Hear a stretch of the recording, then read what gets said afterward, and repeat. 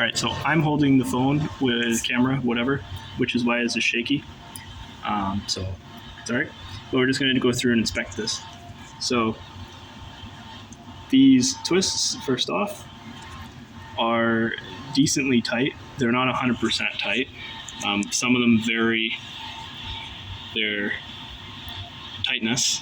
See, that one's a little bit looser than that one per se, and that one's actually a little bit tighter than maybe some of these other ones. Okay, so that's not great on my part, I guess, but I'm gonna say it's gonna hold, and it will. If you move this by your fingers enough, I'm not getting cut right now, and that's not moving, so that's good. Obviously, this little bit is moving because that's just extra on the end, so that's all right.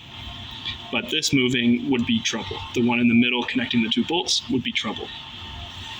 Now this wire is only on the bolt. It's not below the bolt head. It's not above the bolt head.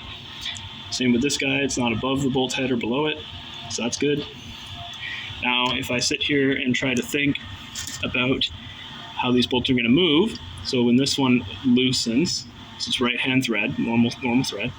If you loosen it off, so in this direction, this wire gets pulled, and this one will get pulled from the bottom, which means this will turn that way, which means this will tighten. If this one goes to loosen, so if the top of the bolt goes that way, then the bottom goes that way. This wire will get pulled that way, and the top of the bolt here gets pulled that way, which means this guy will tighten. So if any one of these tries to loosen off, it'll pull on the other bolt to tighten up, and these bolts are already tightened to some amount of force, so it should not move if it tries to loosen off. And that is exactly how it should be. No movement for vibration. Or I guess if you try to get a tool in here and try and do it by hand, unless you cut the safety wire, you won't be able to undo these. Okay, so that's these bolts here.